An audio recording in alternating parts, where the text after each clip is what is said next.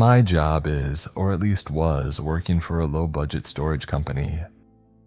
You find a lot of strange things that people leave behind in this sort of job.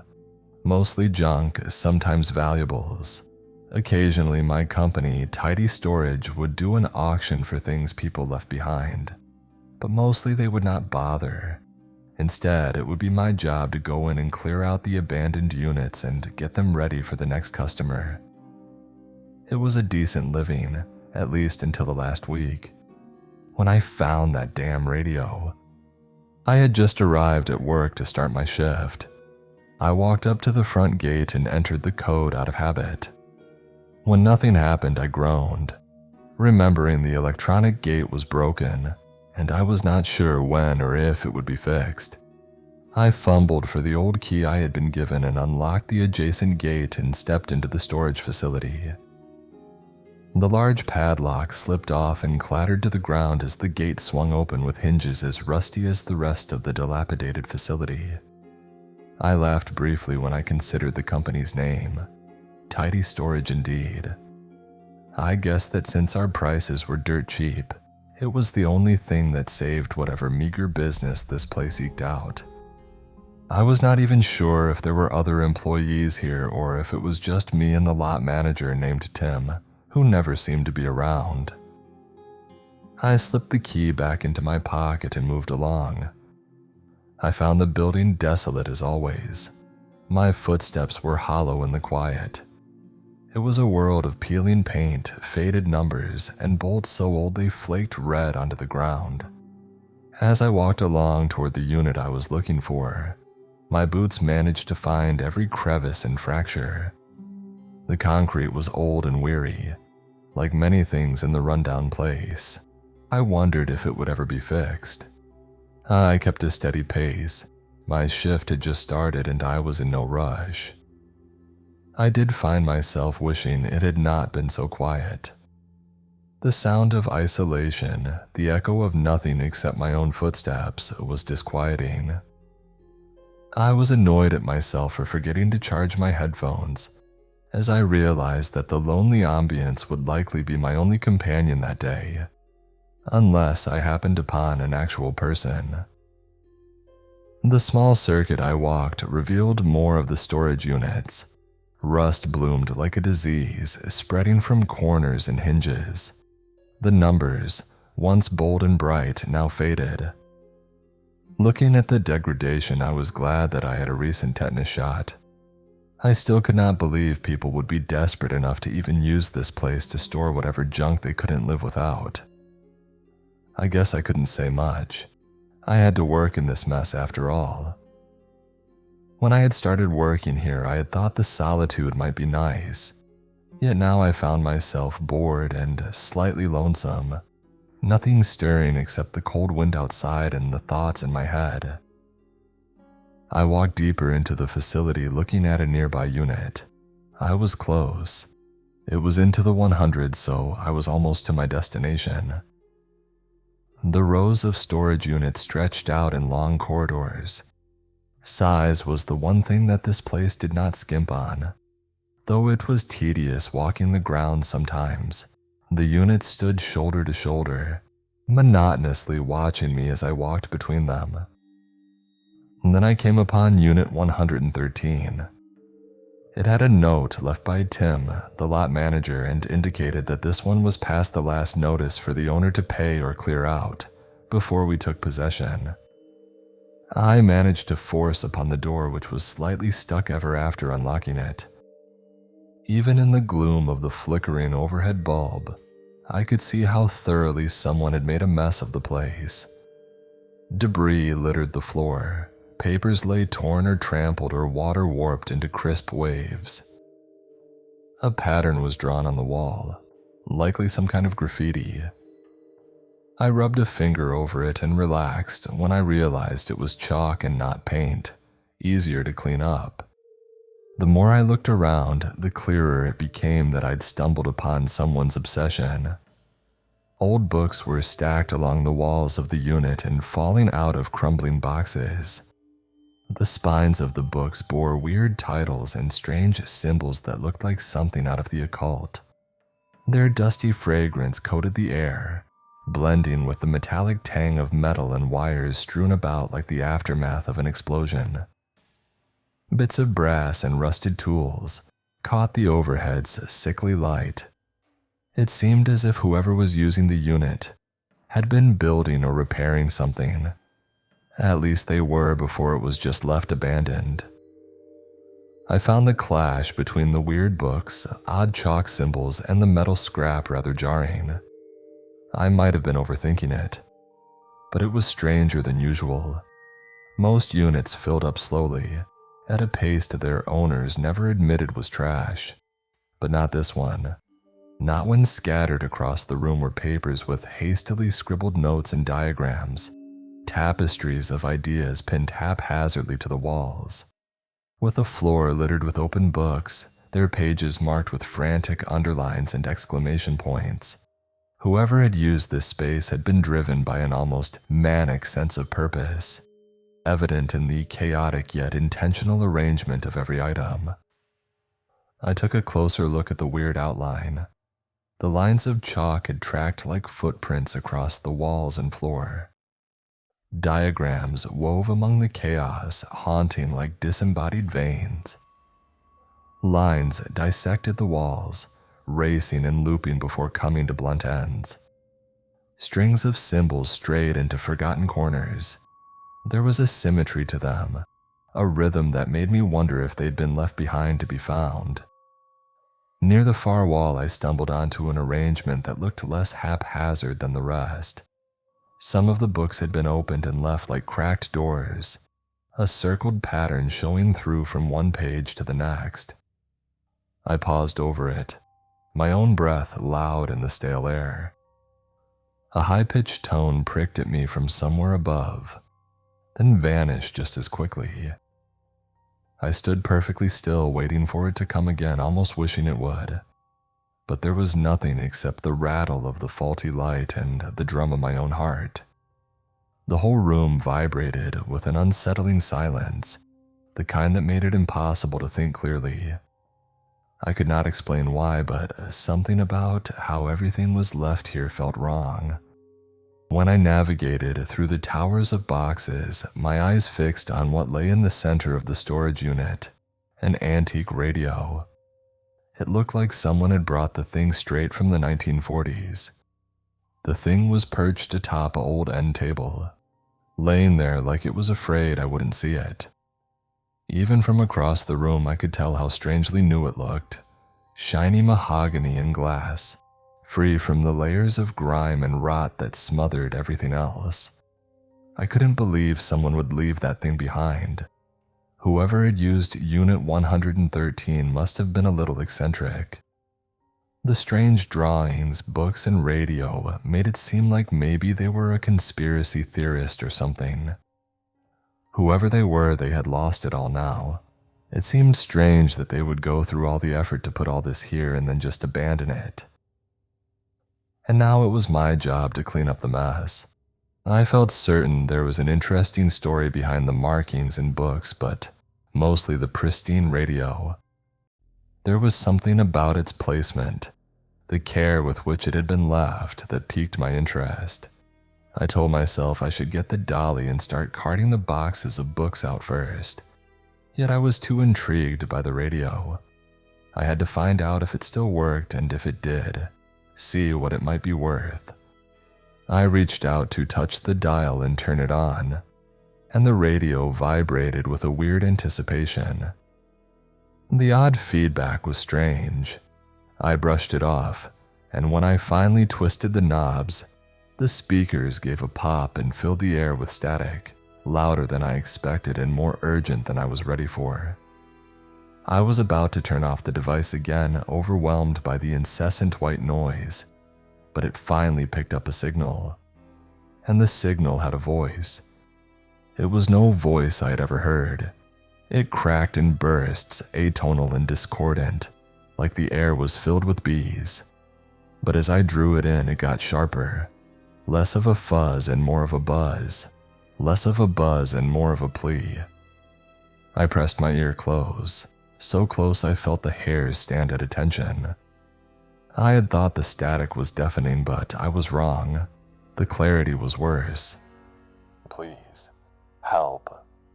It was subtle enough that I almost packed it up and pretended it was nothing but an echo in my own lonely brain. But the voice refused to die away. I thought it might be some sort of trick, maybe some secret recording device playing something back. The voice had a far-off quality to it, like it came from another time or place or dimension, warped and bent and heartbreaking. I was not sure why, but the more I listened, the more real it had sounded. I couldn't explain except to say I knew the way a trapped animal knows a trap. It looped in on itself, an infinite reel of terror. "Please help me." I considered going to find Tim, but he was not there when I had arrived, and I was not sure if he would be at all that day.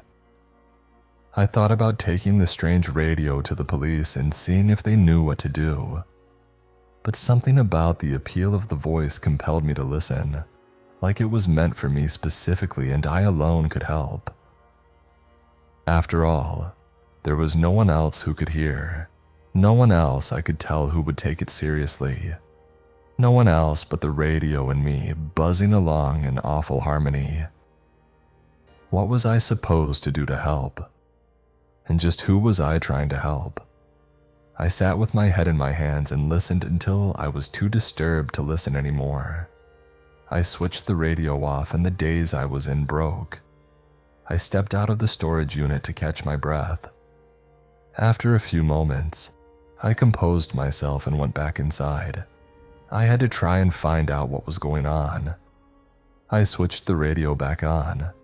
Static once again filled the room, bouncing off the cement walls and flooding every corner. I listened, waiting for something, knowing it would come, fearing what it might be. The voice broke through like a distant scream, louder this time, torn apart and stitched back together by the crackling ether. It wavered, rising and falling. My spine stiffened. "Help, hurts, so hungry, please." The desperate voice pleaded into the void and I listened, helpless to help but painfully aware of whoever was in trouble and whatever might be happening to them. I stumbled backward, eyes fixed on the device. The situation felt surreal, impossible, and yet it was there, real as the dust motes swirling in the dim light. My fingers dug into the edge of the flimsy table the radio rested on, holding on to the world that was spinning out from under me. I had to do something. I had to try to communicate with them, but how? I had an idea just then. I grabbed the radio, searching its face with trembling hands, tracing the outline of its dials and switches. I turned it over, frantic and desperate, until I saw the frayed wires and the small section that was responsible for communication. To my dismay, the transmitter was damaged. The cries for help continued and I tried to think what I could do. There was something I thought that might work. I returned to the storage lot's main office. To my luck, I found what I was searching for, an old ham radio.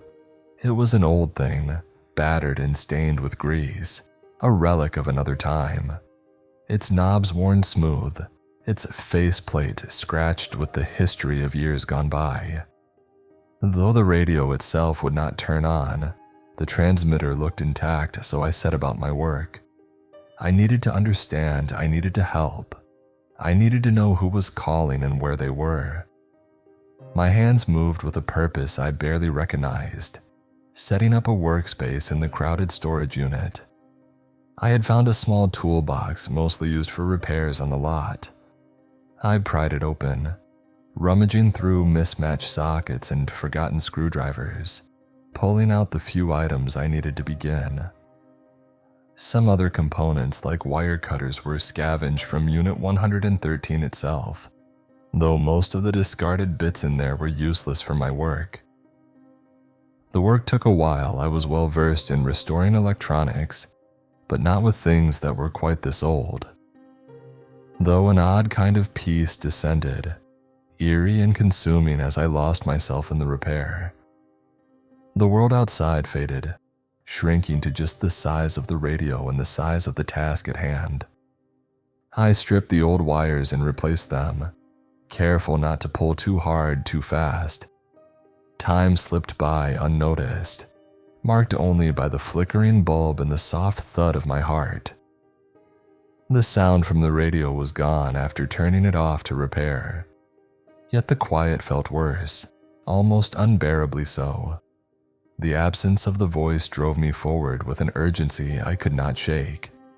I had to speak with them. I had to help. I finished the last connection, my hands stiff and sore, my mind a blur of tangled thoughts. The radio sat before me repaired, at least as far as I could see. The cry for help lingered in my mind, the desperate plea refusing to fade. I hoped that my plan would work, only one way to know for sure now. I turned it on. The blare of static came through immediately.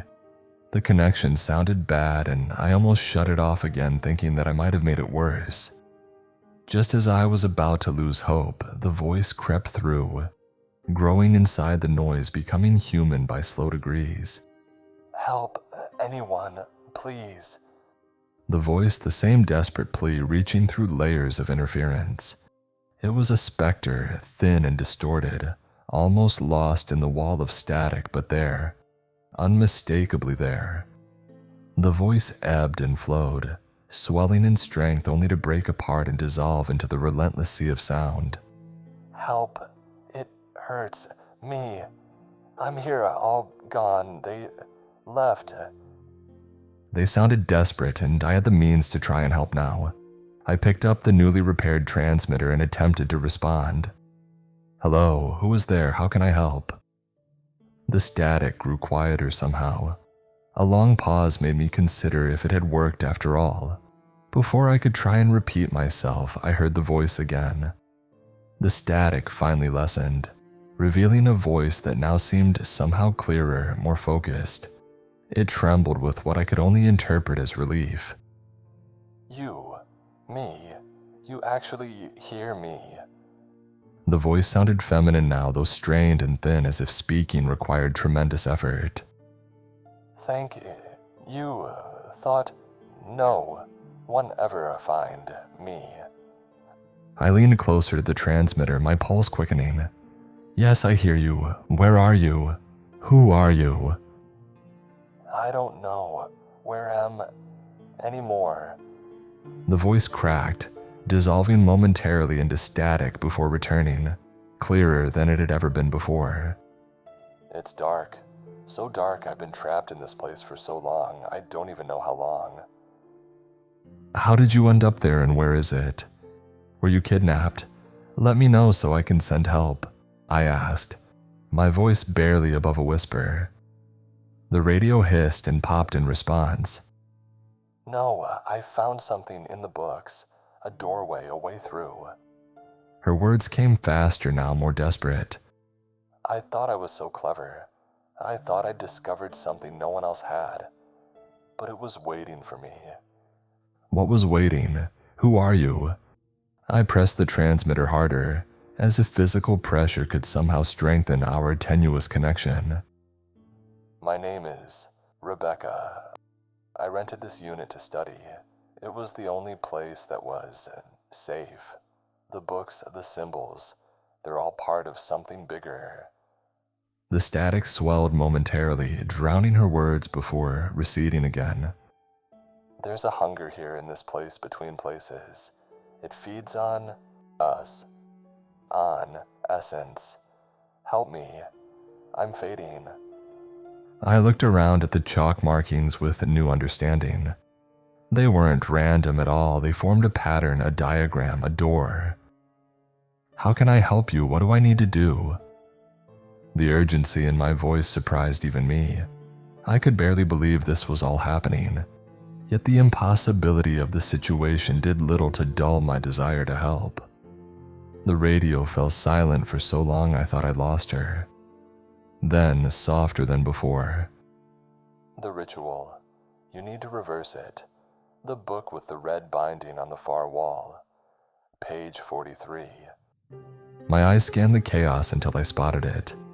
A leather-bound volume, its spine the color of dried blood. I scrambled over boxes and debris, snatching it up with trembling hands. The book was heavier than I expected, its leather cover worn smooth in places, cracked and peeling in others. I flipped through the yellowed pages, each one covered in cramped handwriting and arcane diagrams that seemed to shift when I wasn't looking directly at them. Page 43 revealed a complex circular pattern, not unlike the chalk markings on the walls, but more intricate. Notes in faded ink crowded the margins, some crossed out, others underlined multiple times. "I found it," I said, returning to the radio, "but I don't understand what I'm looking at." "The symbols need to be redrawn, backwards." Rebecca's voice was weaker now, fading in and out like a bad signal. "The words, pronounce them in reverse order. Hurry, I can feel it coming closer." "What's coming closer?" The question escaped before I could stop it. A burst of static erupted from the radio, so loud I had to cover my ears. When it subsided, Rebecca's voice had changed, lower, strangled, as if speaking through something thick. "Please, help me." The hairs on my arms stood on end, and the air in the storage unit seemed to grow colder, heavier. I looked down at the book again, studying the symbols. They seemed familiar somehow, though I knew I'd never seen them before. My fingers traced the outline of the central figure, a twisted, inhuman shape with too many limbs and eyes that seemed to follow my gaze across the page. A cold sweat broke out across my forehead. Was this poor girl stuck in there with that thing? My gaze darted to the chalk markings on the wall, seeing them with new clarity. I moved to the wall and hurriedly wiped away the old marking and replaced them with inversions of the previous patterns. I moved as fast as I could, spurred on by the anguished sounds of Rebecca on the radio. Something terrible was coming for her, and I had to get her out of there. The chalk dust clung to my sweaty fingers as I worked, each symbol requiring painstaking care to invert properly. My heart hammered against my ribs, and I found myself glancing over my shoulder at shadows that seemed to shift when I wasn't looking directly at them. The final symbol took shape under my trembling hand, a twisted glyph that resembled an eye with tendrils spiraling outward. "Almost done," I called to the radio, my voice cracking with tension. "Just one more line." The words from the book felt strange in my mouth as I pronounced them backward, each syllable slippery and wrong, like something that wasn't meant to be spoken by human tongues. The air in the storage unit grew dense, charged with an electricity that made my skin prickle and the hairs on my arms stand on end. As I completed the final reverse symbol, the radio erupted with a sound that wasn't static. It was something deeper, more primal, a scream that morphed into a roar, followed by Rebecca's voice suddenly crystal clear and urgent. "It's working," she cried. "I can see light, I can feel myself coming back.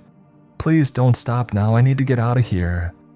The chalk markings began to glow with a sickly blue light, pulsing in rhythm with the desperate pleas coming from the radio. The temperature in the room plummeted so quickly that my breath came out in visible clouds. The pages of the book fluttered as if caught in a sudden breeze, though the air itself seemed stagnant, frozen. The glow from the symbols intensified, casting long, distorted shadows across the concrete floor. The door to the storage unit fell down on its tracks and slammed to the ground. Ignoring the distractions, I hoped the ritual was finally finished. Yet Rebecca's haunting cries pierced the silence once more, distorted again. "One last step. Hurry, the radio. Can't get through. Take it. Somewhere. Anywhere. Better. Reception. Out of there." Her voice echoed with a chilling urgency, as if the walls themselves were closing in, suffocating us in a desperate race against time. There had to be one last step, but what? I needed a stronger signal. She was breaking up again and I needed better reception. Moving the radio outside the building might make a difference. It had to. My eyes fixed on the radio. The thin walls of the storage unit reverberated with echoes of Rebecca's suffering. The cries were frantic now. She sounded like she was in pain. I had to help and get a clear message again and complete the last step. I seized the old radio and ran to the door. In my haste, I almost tripped, my foot slipping on a nearby book that had fallen. I caught myself before I fell, barely noticing the line of salt I had disturbed. My foot struck it, broke it, scattered traces everywhere. That was the moment everything changed. The pressure that followed was immense, an invisible weight that fell so fast and hard I could scarcely comprehend it. It was like the air itself was turning against me, suffocating me, squeezing the breath from my lungs. My mind raced but came up blank, terror eclipsing thought. In my hands, the radio twisted. It was so sudden, so violent. I had no time to tighten my grip before it wrenched free, yanked by a force that was greater than anything I had ever known. I watched it fall in slow motion, as though the world had slowed down just to let me see the finality of it. Plastic and metal and wires, bright flashes of white and silver, shattered against the cracked floor. The noise was explosive, louder than thunder, an orchestra of destruction. The air quivered, the walls trembled, then I felt it. A presence, vast and oppressive. Something had been released, but it was not Rebecca. In that moment, it spoke to me.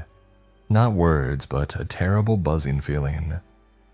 It reminded me of the sound of thousands of insects, chittering all at once. A cold wind swept through the storage unit, rustling papers and making the pages of open books flutter wildly. Then I reeled at the thunderous proclamation of the real being that had escaped. I am hunger. It roared. I am the void between stars, the divine made manifest. I stumbled backward, knocking over a stack of moldering cardboard boxes. The books inside spilled across the concrete floor, their pages opening to reveal more of those terrible symbols. Clever little girl found me. The voice continued, almost purring now. So much knowledge in that pretty head. She thought she could commune with the divine, bind me to her will. A sound like grinding glass that might have been laughter. She was delicious, yet her voice. The abyssal tones morphed into an eerie mimicry of Rebecca's own, lingering on each word. Still taste the sweetest. My back hit the storage unit door. I fumbled for the handle while looking behind me, my eyes desperately searching for the source of the terrible voice. She tried to keep me here. The bindings she placed were still effective in trapping me, starving me, the voice from the radio declared. But you have delivered me from this prison.